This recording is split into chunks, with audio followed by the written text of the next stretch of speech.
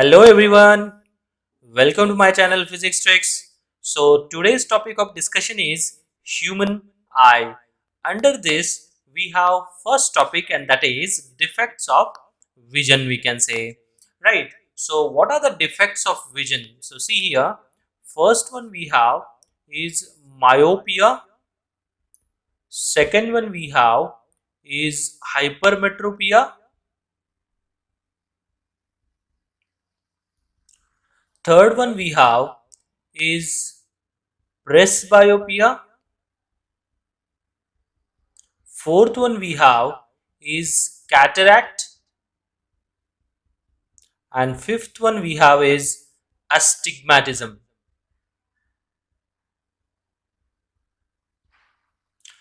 See, अगर आप मैं जितनी थेरी दे रहा हूं उतनी थेरी आप अच्छे से कर लेते हो तो I will assure you that कि आपका कोई भी क्वेश्चन किसी भी बुक का अटकेगा नहीं.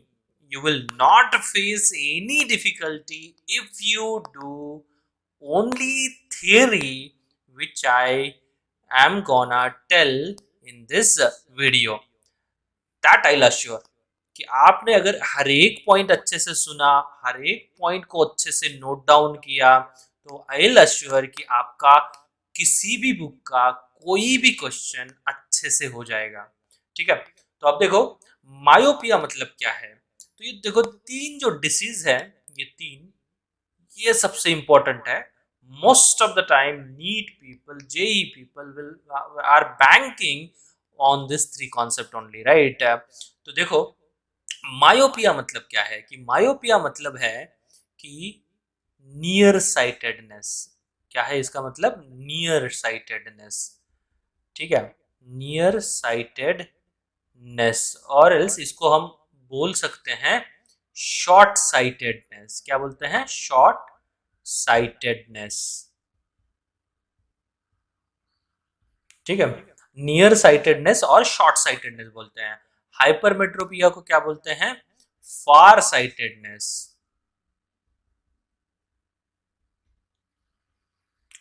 या तो इसको बोल सकते हैं लॉन्ग साइटेडनेस.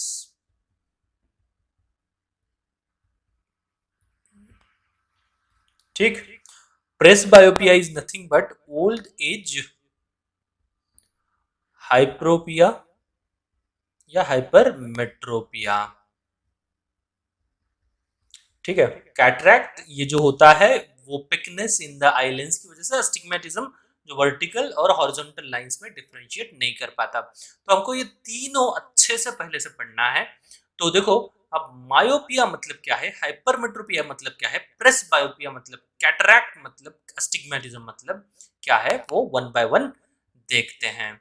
तो let's start then. First one we have and that is myopia. तो देखो फर्स्ट वन मायोपिया. अब देखो इसको, मायोपिया को शॉर्ट साइटेडनेस याद रखने का तरीका बहुत ही सिंपल है. शॉर्ट साइटेडनेस वैसे याद रखने की भी जरूरत नहीं है. अब जो मैं बात करूंगा उससे ही आपको याद हो जाएगा and that I will assure. देखो मायोपिया की स्पेलिंग देखो, शॉर्ट है ना मायोपिया की स्पेलिंग, राइट. तो यहाँ पर 1 2 3 4 5 6, राइट. सो यहाँ पर जो MYOPIA 6 है, राइट. और यहाँ पर हाइपरमेट्रोपिया 1 2 3 4 5 6 7 8 9 10 11 12 13 13 है. मतलब लॉन्ग स्पेलिंग किसकी है? हाइपरमेट्रोपिया. शॉर्ट स्पेलिंग किसकी है? मायोपिया. तो इसलिए हम बोलेंगे कि myopia is a short sightedness, hypermetropia is a long sightedness. देखा, तो ये अच्छे से याद हो जाएगा आपको. अभी अब मायोपिया बोला तो आप शॉर्ट साइटेडनेस बोलोगे, हाइपरमेट्रोपिया बोला तो लॉन्ग साइटेडनेस बोलोगे, है ना. तो मतलब ऐसे ट्रिक्स होते हैं जो कि आपको लाइफ टाइम जो है याद रहते हैं, इसलिए ये बताने की जरूरत होती है. तो देखो myopia it is a short sightedness. एक शॉर्ट साइटेडनेस, नेस मतलब क्या कि yes able to see, this is right. मतलब कि the person with this defect will be able to see the nearby objects clearly but not able to see the far distant objects clearly. ठीक है, तो यहां पर लिख रहा हूं मैं द पर्सन, ये सारे नोट्स आप अच्छे से लिखो, with this defect will not be able to see, not be able to see far distant objects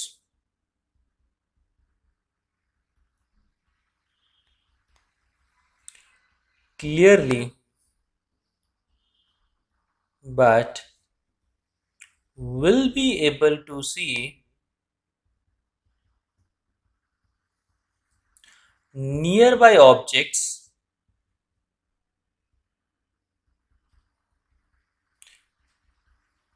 clearly. Okay ना? So the person with this defect will not be able to see far distance object clearly, but will not be able to see the nearby objects clearly. तो अब इसमें याद क्या रखना है, देखो अब इसमें याद रखना है कि for normal person we know that for normal person the near point is at a distance of 25 centimeter and the far point is at a distance of infinite, isn't it? Infinite centimeter we can say, right? तो यहाँ पर याद रखने की बात यह है कि मायोपिक पर्सन में, in myopia the person will have the near sightedness, right? And that is called as the short distance objects he can see, but the far distance object he can't see.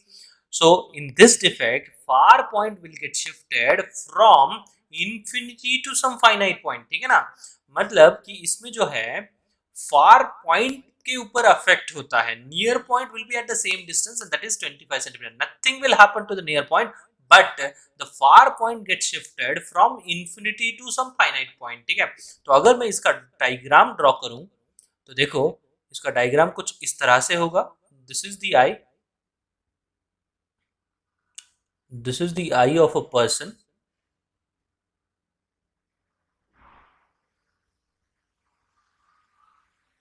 ठीक है?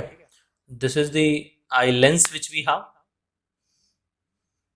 और अगर normal person का ये infinite है, infinite is the far point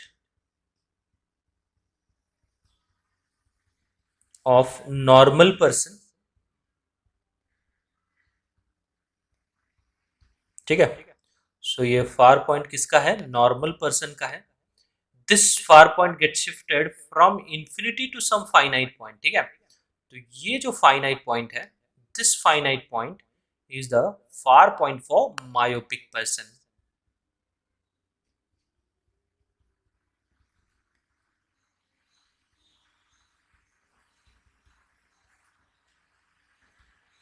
समझ रहे हो? Far point for myopic person. तो मतलब क्या है कि इस पॉइंट के बाद, इस पॉइंट के बाद उसको जो चीजें हैं वो ब्लरी दिखेगी, उसको जो ऑब्जेक्ट्स है वो ब्लरी हेजी टाइप दिखेगी, ठीक है? तो इन्फानाइट से लेके इस पॉइंट तक जो ऑब्जेक्ट्स है उसको क्या दिखेंगे? Objects in this range will be blurry और हेजी वी कैन से, ठीक है ना? ब्लरी और हेजी वी कैन से. और यहां से मतलब जो भी फार पॉइंट होगा वहां से लेके नियर पॉइंट तक, अब ये नियर पॉइंट मायोपिया का जो आई है उसका near point will be at 25 centimetre, मतलब जो नॉर्मल पर्सन का होता है, least distance of distinct vision बोलते हैं. तो यहाँ से लेके यहाँ तक ये जो रेंज है इसमें जो ऑब्जेक्ट्स है, objects will be clearly visible we can say, right? Clearly visible. तो यहाँ पर आपको याद रखने वाली बात यह है कि objects will be blurry or hazy in between far point of a normal person to the far point of a myopic eye, and objects will be clear and clearly visible in between the far point and the near point we can say, ठीक है ना? तो in between this it is visible clearly, objects will be visible clearly, लेकिन in between far point of a normal person and the far point of a myopic eye it is visible blurry. तो ये बात आपको याद रखनी है. तो यहां पर मैं लिख रहा हूं कि in this defect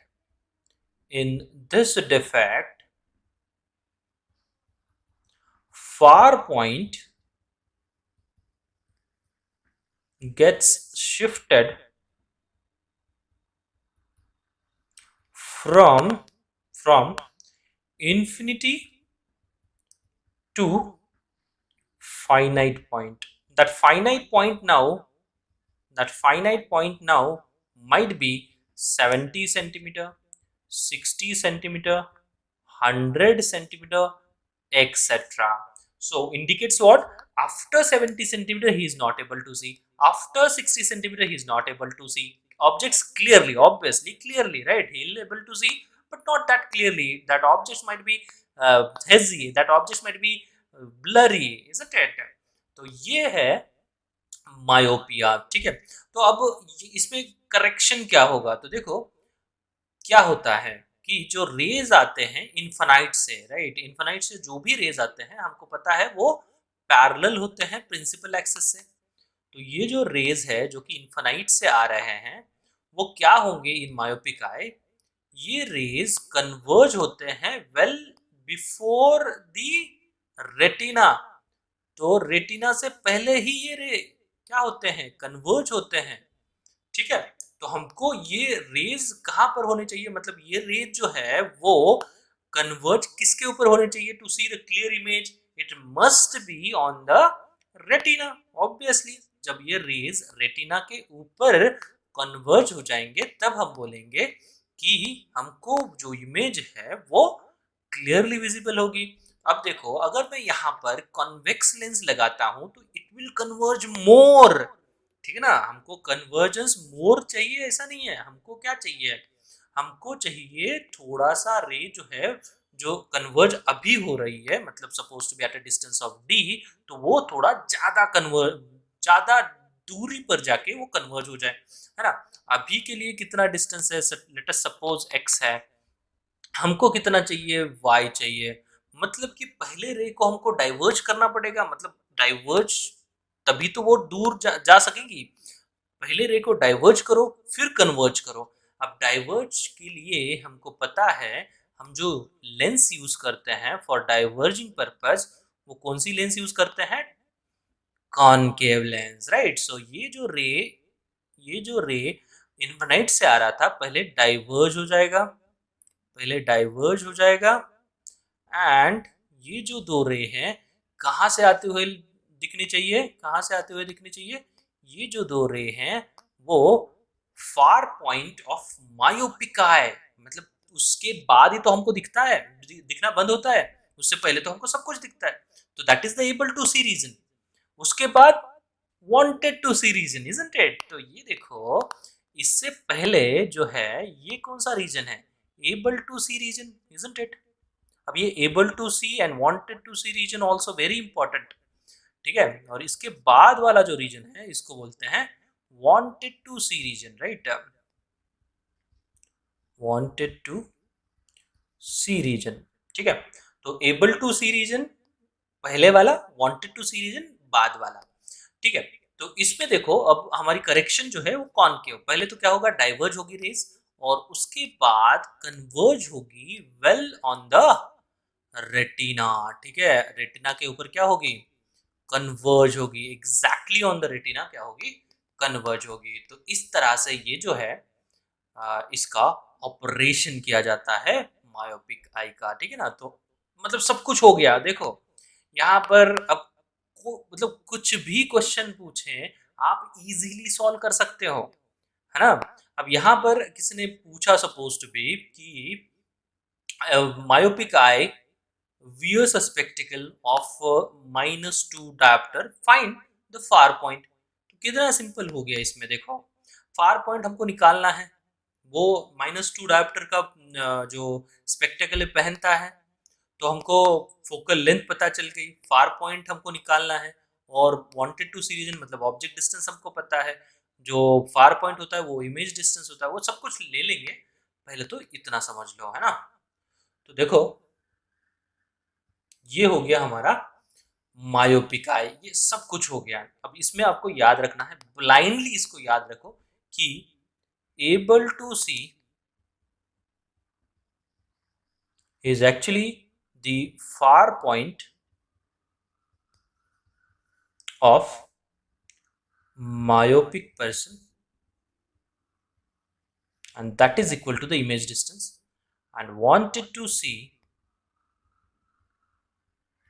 is the object distance. Wanted to see is the object distance, and that is u. That is you. ये जो दो स्टेटमेंट है ये हमको जो न्यूमेरिकल्स में बहुत जगह पर ये यूज होगा इसका, ठीक है। तो ये हो गया मायोपिया। उसके बाद second one we have and that is hypermetropia. तो इसको अच्छे से लिख लो एंड उसके बाद सेकेंड के ऊपर मैं शिफ्ट हो रहा हूं and that is we have hypermetropia. hypermetropia. So in this hypermetropia is nothing but what? It is a long sightedness, far sightedness, है ना? Sightedness, it is ness, it is not less. Ness means able to see. So the person with this defect will be able to see far distant objects clearly but will not be able to see nearby objects clearly, ठीक है। तो यहां पर लिख सकते हो आप the person with this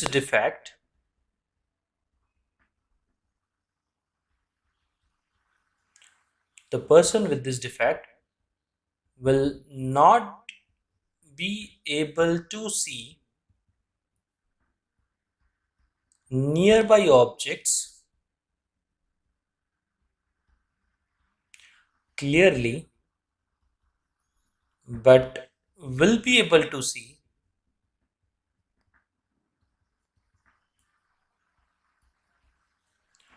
far distant objects clearly, ठीक है। सो जो आई होगा हाइपरमेट्रोपिक पर्सन का वो कुछ इस तरह से होता है। So here this is the eye of a hypermetropic person. और एक बात, अगर आपको कॉजेस एंड करेक्शन लिखना है ऊपर तो आप लिख सकते हो। I will write just a minute. तो ये हो गया हमारा हाइपरमेट्रोपिक आई, लेंस हो गया ये। सो यहाँ पर मैं पहले कॉजेस लिखता हूँ। कॉजेस आप देख लो, बहुत सिंपल है। कॉजेस क्या लिख सकते हो कि decrease in focal length, initially वो रेटिना पे था, अब थोड़ा सा डिक्रीज हो गया। तो कॉजेस आप लिख सकते हो। कॉजेस में फर्स्ट पॉइंट कि डिक्रीज इन फोकल लेंथ। अगर अब डिक्रीज इन फोकल लेंथ हुआ है तो पावर में क्या होगा? इंक्रीज होना चाहिए, क्योंकि power is reciprocal of focal length. Increase in power. और एक लिख सकते हैं इसमें, वो क्या कि elongation of eye ball, third point लिख सकते हो। And correction by using concave lens, जो कि मैंने बताया ही था, ठीक है। तो मायोपिया में देखो, अब इसमें ये आई हो गया। इसमें आप क्या करोगे आप कि इसमें जो नियर बाई ऑब्जेक्ट्स होंगे वो विजिबल नहीं होते clearly, that objects will be hazy, that objects will be blurry, we can say. तो देखो, अब यहाँ पर जो ऑब्जेक्ट होगा जो नियर पॉइंट पे रखा हुआ होगा, ठीक है, मतलब कि 25 सेंटीमीटर पे, तो वो जो ऑब्जेक्ट है हमको, मतलब वो जो नियर पॉइंट है वो शिफ्ट हो जाता है टू सम फाइनाइट डिस्टेंस, है ना। अगर किसी को, मतलब आप देखते होंगे कि अगर आपके पापा या फिर आपके जो ग्रैंडफादर है उनको अगर न्यूज़पेपर रीड करना है तो वो थोड़ा सा ऐसे दूरी पर रखते हैं, क्योंकि he will be able to read that content easily, है ना। तो वो क्यों होता है? क्योंकि उनका जो नियर पॉइंट है, जो कि हमारे लिए 25 सेंटीमीटर है, वो शिफ्ट हो गया उनके लिए सम 30 सेंटीमीटर, सम 50 सेंटीमीटर, सम 60 सेंटीमीटर, है ना। तो ये फाइनाइट पॉइंट है। तो ये जो है, ये नियर पॉइंट किसका होगा? ये नियर पॉइंट होगा हाइपरमेट्रोपिक आई का। तो write down, this is the near point of hypermetropic eye, ठीक है। तो ये नियर पॉइंट हाइपरमेट्रोपिक आई का, और ये नियर पॉइंट किसका है, नॉर्मल पर्सन का। Near point for normal person, ठीक है, this is the near point for normal person, ठीक है। तो अब ये जो, और what about the far point, far point का क्या होगा, मतलब फार पॉइंट के ऊपर कुछ अफेक्ट होगा क्या हाइपरमेट्रोपिया के लिए, कुछ अफेक्ट नहीं होगा, ठीक है।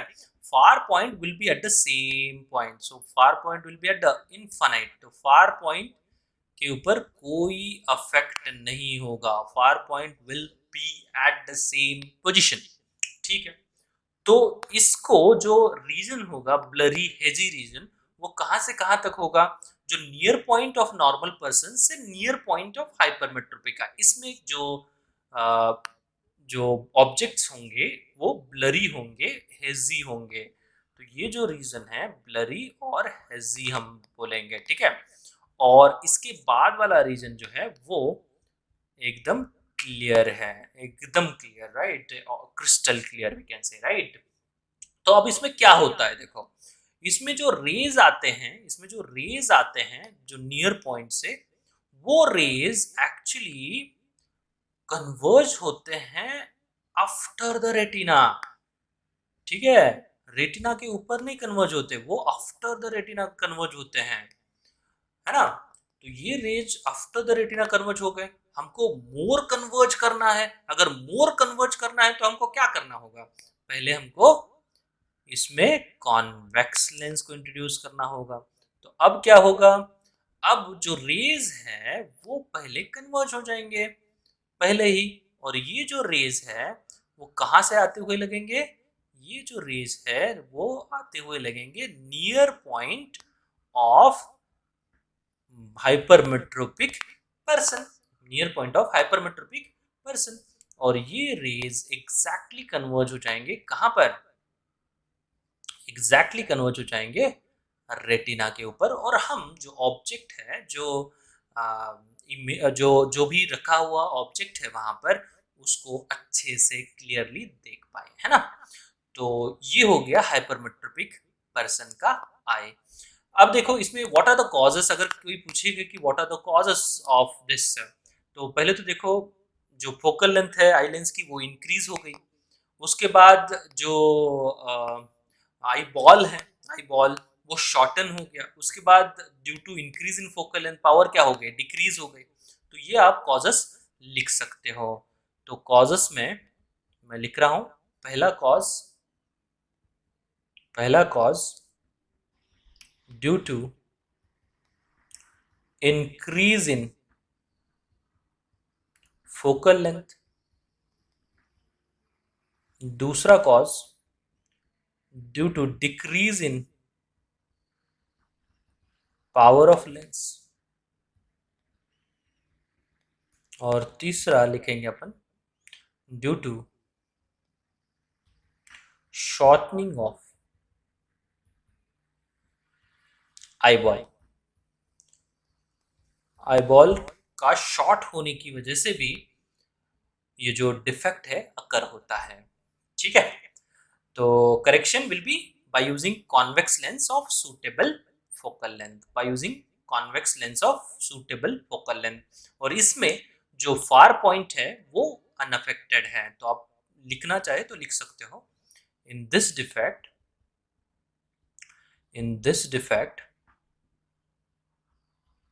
near point gets shifted from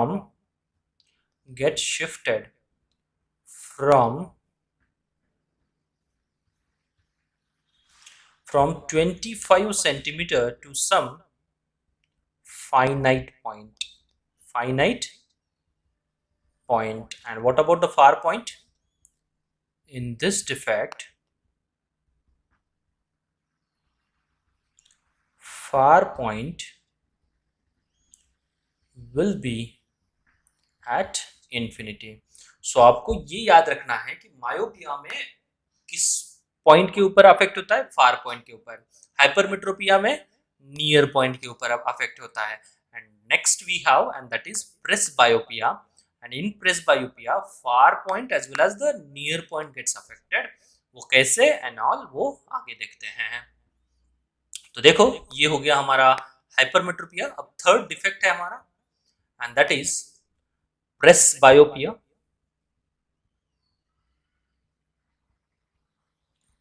Presbyopia. This is also called as the old age hypermetropia.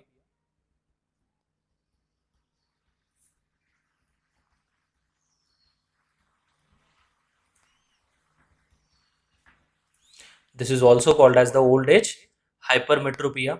So what will happen in this defect? In this defect, the ciliary muscles gets weakened. तो ciliary muscle weaken हो जाने की वजह से जो ability है eye की to adjust on the nearby as well as the far away point, वो क्या होती है, ग्रेजुअली डिक्रीज होती है सिलेरी मसल्स के वीकन हो जाने की वजह से, राइट. सो इसीलिए इसको बोलते हैं old age hypermetropia. It is the ability of I to focus on the nearby as well as far distance object, that is called as the power of accommodation. जो power of accommodation है वो ही decrease हो जाती है, and वो decrease हो जाने की वजह से वो क्या होता है, हाइपरमेट्रोपिया अकर होता है, राइट. And this is called as old age hypermetropia. अब देखो इसमें क्या होता है, most of the person, right, most of the younger age person will have the myopic eye. अब जैसे वो एज इंक्रीज हो जाएगी वैसे उनको हाइपरमेट्रोपिया आएगा. तो myopia as well as hypermetropia, that is called as the combination, and that is the presbyopia. ठीक है. तो इसमें मैं डायरेक्टली अब आई का डायग्राम ड्रॉ कर रहा हूं. तो देखो this is the eye diagram which we have.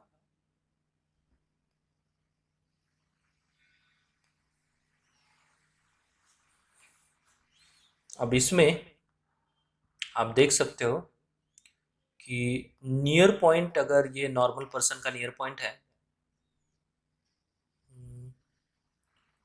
Near point of normal person,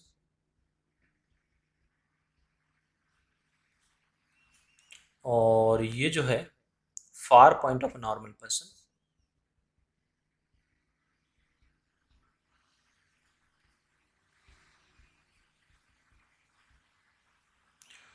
तो ये फार पॉइंट जो है इन्फिनिटी, ये शिफ्ट हो जाएगा to some finite point, and ये जो नियर पॉइंट है ये भी शिफ्ट हो जाएगा टू सम फाइनाइट पॉइंट. तो this is the far point of presbyopic person.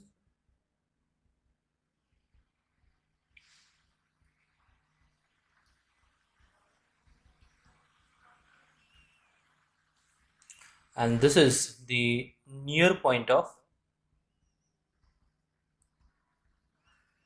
presbyopic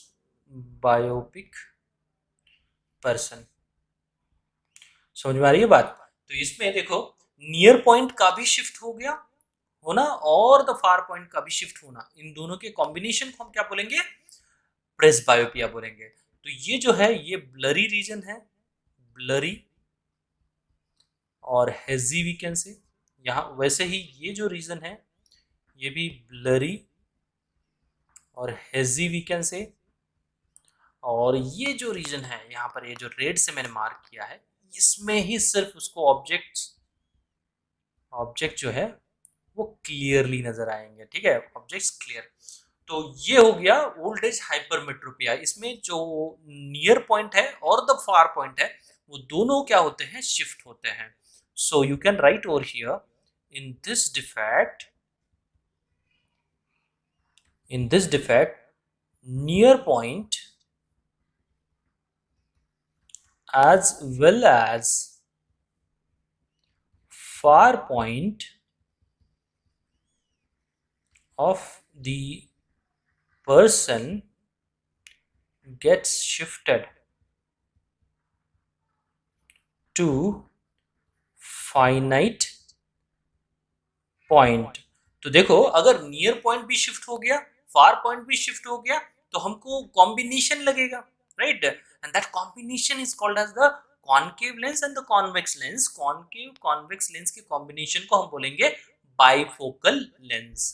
मतलब कि यहाँ पर ऐसा कुछ एक ग्लास होगा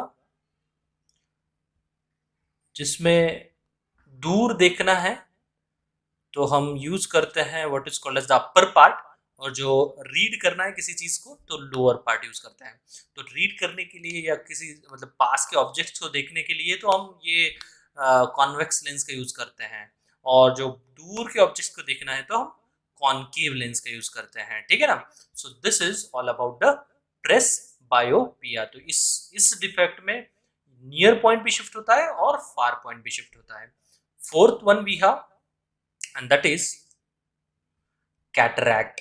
इसमें कैटरैक्ट और अस्टिग्मेटिज्म में कुछ नहीं है, वो तीन डायग्राम बहुत ही ज्यादा इंपॉर्टेंट है। कैटरैक्ट में actually what will happen, the lens, eye lens जो नेचुरल लेंस है हमारी, वो रिजिड हो जाती है, ओपेक हो जाती है। तो हमको क्या करना होगा, we have to remove that lens and we have to introduce some artificial lens, right. Operation करके वो कर देते हैं। तो इसका जो करेक्शन है by using surgery only, and what we have to do, we have to remove the natural lens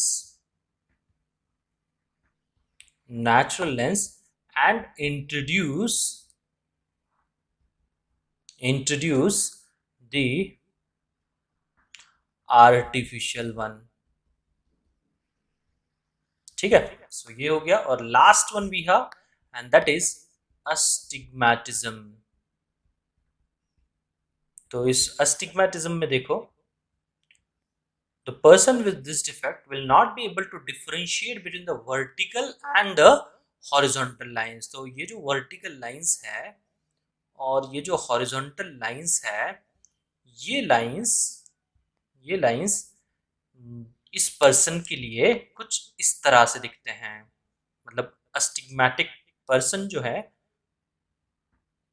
vertical और दी हॉरिजॉन्टल लाइन के बिटवीन डिफरेंशिएट नहीं कर सकता, या तो ये जो लाइंस है वो कुछ इस तरह से दिखेंगे। तो इस डिफेक्ट को हमको अगर करेक्ट करना है तो बाय यूजिंग स्फेरो सिलेंड्रिकल लेंस हमको इसको करेक्ट करना होगा, बाय यूजिंग स्फेरो सिलेंड्रिकल लेंस, ठीक है। तो ये हो गए 5 डिफेक्ट। अगर आपने इतना भी कर लिया तो किसी भी कॉम्पिटिटिव एग्जामिनेशन का आपका जो क्वेश्चन है वो फंसेगा नहीं।